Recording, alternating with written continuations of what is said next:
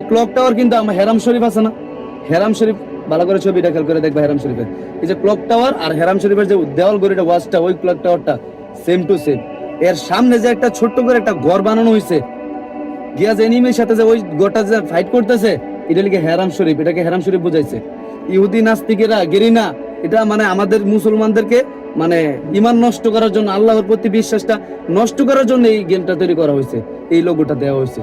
কেউ কি বলতে পারো তোমরা গেম খেলতে খেলতে নিজের ব্রেনটাকে ওয়াশ করে ফেলছো? না কোনো বল আছে? এটা কি আমাদের জন্য ভালো?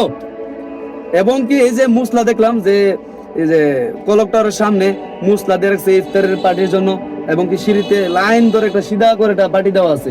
ওই পার্টিতে পর্যন্ত কোরআন শরীফের যে ফার্স্ট পৃষ্ঠাটা, এই লোগোটার উপর দিয়ে তোমরা দৌড়াইতেছো কোরআন শরীফের পাতার উপর দিয়ে, এবং হেরাম শরীফকে গোলাগুলি করতেছো আল্লাহর মানে ঘরের সামনে।